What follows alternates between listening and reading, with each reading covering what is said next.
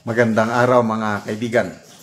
Bigyan natin ngayon ng opinion reaction itong post ni Batas PH 37 minutes ago. Sabi niya, all eyes on the Senate today. I don't know, ano bang oras magsimula? Alas 9, alas 10, yung debate ba? Okay. All eyes are once again on the Senate, which is set to resume today its deliberation on the Supreme Court's ruling that declared unconstitutional the articles of impeachment against Vice President Sara Duterte. Senate President Chis Escudero earlier revealed that two scenarios could happen. So, dalawa lang ang abangan natin na resulta. Number one, the Senate will abide by the ruling and dismiss the impeachment cases. Or, the upper chamber deviates from the decision and then proceeds to try the Vice President. So, dalawa lang yan. So, botohan. Kaya lang, bago magbotohan, debate muna. Ipinaliwanag ng spokesperson ng impeachment court, si Attorney Reginald Tungol, ang unang i-resolve nila is, ano ba ang Senado ngayon?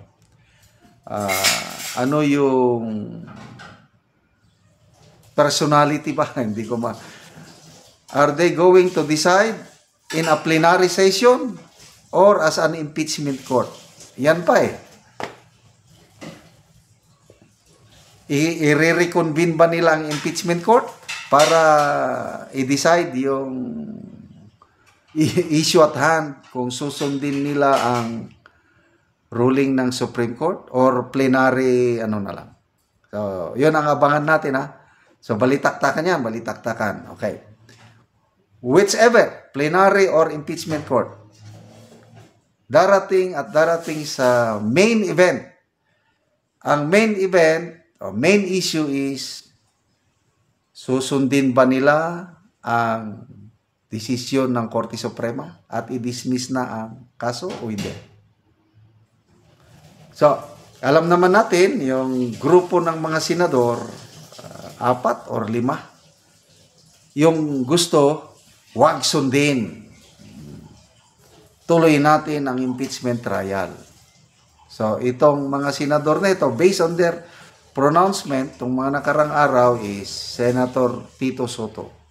Kasi nga, meron siyang legal luminary na nag-advise sa kanya na pwede daw isang tabi ang ruling ng Korte Suprema. And then yung tatlong dilawan, Kiko, Bam, and Risa. Kasi gustong-gusto nila mawala si VP Sara sa landas para sa 2028. And then, posible ang panglima, si Senator Erwin Tulfo. Yan ang mga aarangkada sa debate. At sino ang makakaharap nila sa debate? Ang aabangan natin, si Senator Rodante Marcoleta. So, sino ang may kakayanan dito sa 5, yung anong tawag doon? Pro-impeachment ang tawag kasi gusto nilang matuloy yung trial. Pro-impeachment trial. Sino ang may abilidad na haharap kay Senator Marcoleta? Yung kahapon ba yun? Yung balitaktakan lang tungkol sa bigas. Wala na, napahiya na si Senator Kiko Pangilinan. Kulang siya sa research. Tungkol sa iba talaga itong si Senator Marcoleta, kompleto siya ng research tungkol sa data ng Philippine Statistics Authority. Itong sina Pangilinan, sino pa ito, si Rapi Tulfo, nasupalpal sila, di ba? Nakakatuwa po itong ating, hindi po tayo nagkamali sa pagboto kay Senator Rodante Marcoleta. Kaya, yun ang kaabang-abang balitaktakan, Senator Marcoleta. Nandyan pa si Senator Alan Peter Cayetano. Nandyan pa si Senator Amy Marcos. Although hindi nag-take ng bar exam si Senator Amy, but graduate siya ng law. May law degree siya sa UP. Ka-classmate niya si Attorney Rowen Aguanzon. Kaya matinik pa rin. Kulang lang siya na pag-take ng bar. I don't know kung bakit hindi nag-take ng bar.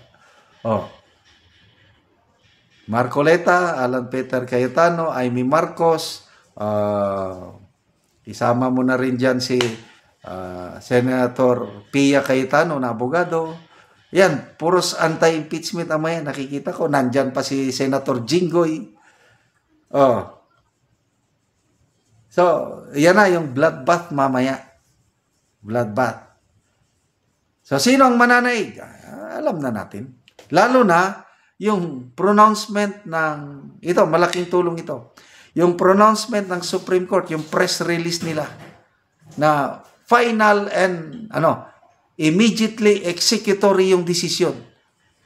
O hindi makakaapekto yung motion for reconsideration. Kasi, ang sinasabi ni Senator Kiko Pangilinan, na pwede i-delay daw ang aksyon ng Senado, wag muna nilang pag-usapan, hintayin nila yung desisyon ng Korte Suprema sa motion for reconsideration.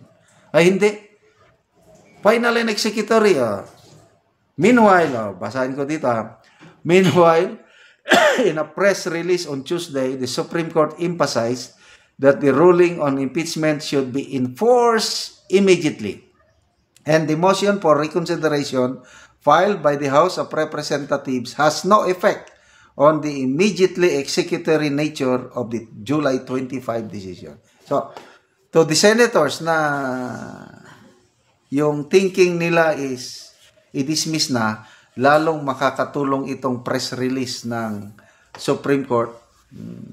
Binanggit na rin ng kanilang spokesperson na wala nang makakapigil pa dyan. I-execute nyo na. Yun ang order.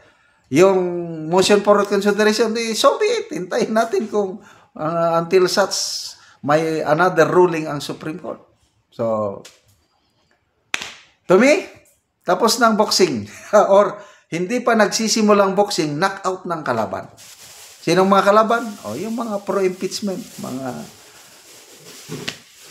Dilawan, Pulahan, mga kongresista na atat na ma-impeach si BP Sara.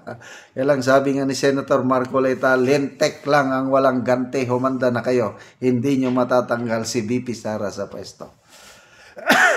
Okay, salamat mga kaibigan sa inyong pagsubaybay sa ating channel. Nakakatulong kayo ng maigi sa tribong talandig ng Bukidnon. Dahil ang sweldo natin sa channel na ito is pantulong sa tribo. Namimigay tayo ng livelihood assistance, nagpapatanim ng sayote, saging lakatan, arabica, coffee. Kung may itinanim, may aanihin. Panoorin nyo ang video na ito. Kapi nga 14 na kabulan. Daghan na kayo ginog. Daghan na gyud kayong hinog ana Maharbisa na 14 pa kabulan. Tag 70 ang kilo sa ingon ani pa. Dili pa siya panitan. 70 ang kilo. 70 ang kilo kung dili pa panitan. Libot gyud ang iyang unod. Daghan og unod. Muni siya gingalan nga kape nga Arabica. Arabica.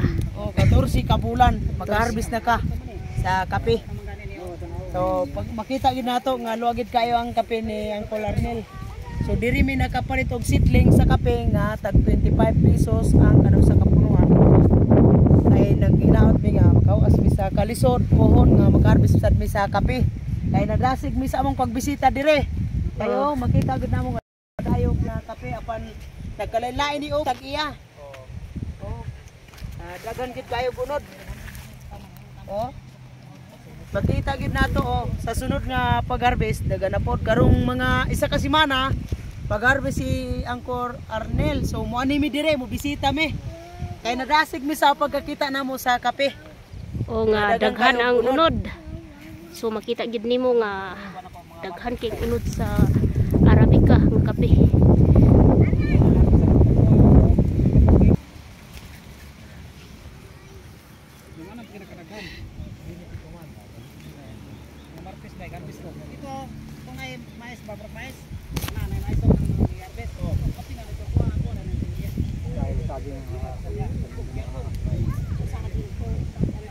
Nindo tagid sa lugar sa kapihan ni Uncle Arnel.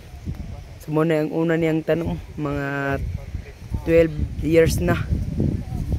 So maupod niya ang 14 months iyang tanom nga kapi.